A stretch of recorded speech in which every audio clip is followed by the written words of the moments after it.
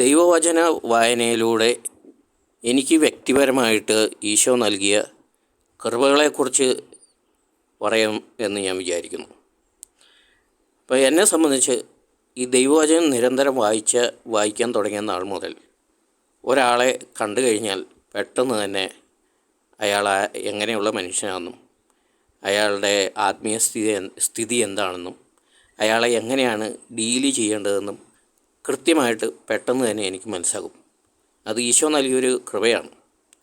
അതുപോലെ തന്നെ ഇന്ന് ഞാൻ പലപ്പോഴും ചിന്തിക്കുന്നുണ്ട്, ഈ സൈക്കോളജി അങ്ങനെയൊക്കെയുള്ള ശാസ്ത്രം, പലവിധ ശാസ്ത്രങ്ങൾ പഠിച്ച് ഇങ്ങനെ പോകുന്ന ഒത്തിരി പേരെ കാണുന്നുണ്ട്. ഞാനൊരു ശാസ്ത്രവും പഠിച്ചിട്ടില്ല, പക്ഷേ എനിക്കറിയാം ആളെ കാണുമ്പോൾ. അതുപോലെ തന്നെ എൻ്റെ അടുത്ത് ഒരു നിലവാരത്തിൽ താഴ്ന്ന മനുഷ്യരാരും എൻ്റെ അടുത്ത് വന്ന് അധികം നേരം നിൽക്കുകയോ സംസാരിക്കുകയോ ചെയ്യുകയില്ല. അവർക്കത് പറ്റുകയില്ല. ഞാൻ പലപ്പോഴും ഇത് പരീക്ഷിച്ചിട്ടുള്ളതാണ്. അപ്പോൾ അവർ പറയുന്നത്, ഞാൻ പോട്ടെ, എനിക്ക് തിരക്കുണ്ട്, ഞാൻ പിന്നെ വരാം എന്നൊക്കെയാണ്.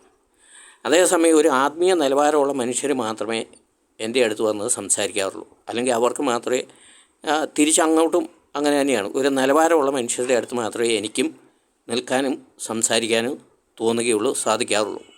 അപ്പോൾ ഇതൊക്കെ ഈ ദൈവിക കൃപയുടെ ഒരു അനുഗ്രഹമാണ്, ഈശോ നൽകിയ ഒരു അനുഗ്രഹമാണ്. കാരണം അതിൽ നിന്ന് ഉള്ള മെച്ചം എന്താണെന്ന് ചോദിച്ചു കഴിഞ്ഞാൽ, ഈ ആവശ്യമില്ലാത്ത തിന്മയിലേക്ക് അല്ലെങ്കിൽ തിന്മയിലേക്ക് പോകാത്ത ഈശോ നൽകുന്ന ഒരു സംരക്ഷണം കൂടിയാണ്. തന്നെയുമല്ല, ഈ ശ്രേഷ്ഠമായ ആത്മീയതയുള്ളവർക്ക് അല്ലെങ്കിൽ ഉള്ളയാളെ കണ്ടെത്താനും അവരുമായിട്ട് ശ്രേഷ്ഠമായി ആത്മീയ കാര്യങ്ങൾ സംസാരിക്കാനൊക്കെ ഉള്ള ഒരു അവസരവും അല്ലെങ്കിൽ അങ്ങനെയൊക്കെയുള്ള ഒരു ഒത്തിരി വഴികളും കൂടിയാണ് ഈശോ ഇതിലൂടെ എനിക്ക് നൽകിയിട്ടുള്ളത്. അതുപോലെ തന്നെ ഇപ്പോൾ ഒരാളെ കാണുമ്പോൾ, ആദ്യകാലങ്ങളിലൊക്കെ എൻ്റെ അനുഭവം എന്ന് വെച്ച് കഴിഞ്ഞാൽ, ഒരാളെ കാണുമ്പോൾ എനിക്കറിയത്തില്ല, ഈ ചിലപ്പോൾ ഒരു പാമ്പിനെ ആയിരിക്കും പെട്ടെന്ന് കാണിക്കുന്നത്. ഒരു മനുഷ്യനെ കണ്ടു, ചിലപ്പോൾ പെട്ടെന്ന് മനസ്സിലേക്ക് വരുന്ന ചിന്ത പാമ്പ്. അപ്പം ഞാനിങ്ങനെ ചിന്തിക്കുമായിരുന്നു, ഇതെന്താണ് പാമ്പ്, എന്താ പാമ്പുമായിട്ട് എന്താണ് ബന്ധം, ഇങ്ങനെ ചിന്തിക്കുമായിരുന്നു. പിന്നീടാണ് മനസ്സിലാകുന്നത്, ഇയാളുടെ സ്വഭാവം പാമ്പിൻ്റെ സ്വഭാവമാണ്. സൂക്ഷിച്ചു നിന്നില്ലെങ്കിൽ ഇയാൾ ആളെ തീർത്ത് കളയും. ചിലരെ കാണുമ്പോൾ പ്രാവിൻ്റെ ഒരു ചിന്ത വരും, പ്രാവിൻ്റെ ചിത്രം വരും. ചിലരെ കാണുമ്പോൾ ഇങ്ങനെ ആട്, ചിലരെ കാണുമ്പോൾ കാക്ക. അങ്ങനെ ഓരോ മനുഷ്യരുടെ വ്യത്യസ്തമായ സ്വഭാവത്തിനനുസരിച്ച് മിക്കപ്പോഴും ഒന്നെങ്കിൽ ഏതെങ്കിലും ഒരു പക്ഷി അല്ലെങ്കിൽ ഏതെങ്കിലും ഒരു മൃഗം, ഇതും അല്ലെങ്കിൽ ഏതെങ്കിലും പഴഞ്ചൊല്ലായിരിക്കും മനസ്സിലേക്ക് കയറി വരുന്നത്. ചിലപ്പോൾ ചിലരെ കാണുമ്പോൾ തോന്നുന്നത്, കാക്ക കുളിച്ചാൽ കൊക്കാകില്ല എന്നൊക്കെയുള്ള പഴഞ്ചൊല്ലൊക്കെ ആയിരിക്കും മനസ്സിലേക്ക് വരുന്നത്. അപ്പോൾ ഇതൊക്കെ എനിക്ക് ആദ്യകാലങ്ങളിൽ ഇതൊക്കെ എന്താണെന്ന് എനിക്ക് മനസ്സിലാകുന്നില്ലായിരുന്നു. പിന്നീടാണ് ഈ ആൾക്കാരുമായിട്ട് സംസാരിച്ച് തുടങ്ങുമ്പോഴാണ് മനസ്സിലാകുന്നത്, കണ്ട കാര്യം ശരിയാണ്, അല്ലെങ്കിൽ നമുക്ക് ഈശോ നൽകിയ മുന്നറിയിപ്പ് കൃത്യമാണെന്ന് പിന്നീട് ഇവരുമായിട്ട് സംസാരിക്കും മനസ്സിലായി. അതുകൊണ്ടുള്ള ഗുണമെന്ന് വെച്ച് കഴിഞ്ഞാൽ, ഇപ്പോൾ ഒരാളെ കാണുമ്പോൾ എനിക്ക് ഒന്നും സംശയിക്കാനില്ല, ആളെ കാണുമ്പോൾ അറിയാം എന്താണെന്ന്.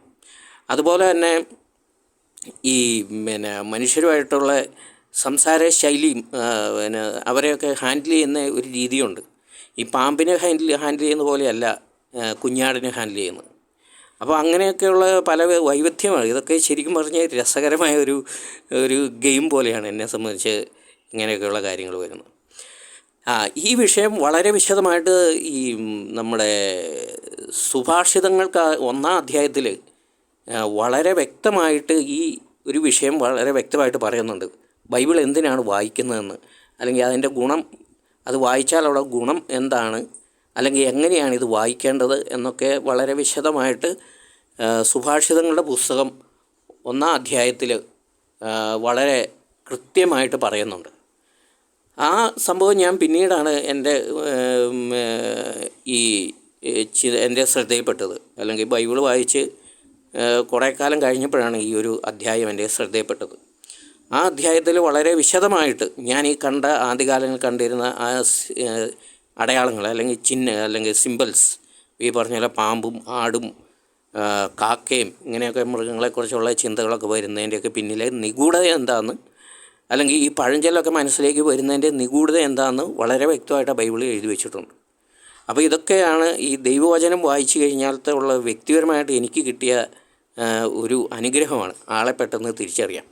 ഏത് സൈക്കോളജിസ്റ്റിനെ കാണുന്നേക്കാളും ഒക്കെ മനസ്സിലാക്കാൻ അല്ലെങ്കിൽ അങ്ങനെ ഉള്ള ഒരു ഡിഗ്രിയേക്കാൾ കൂടുതലായിട്ട്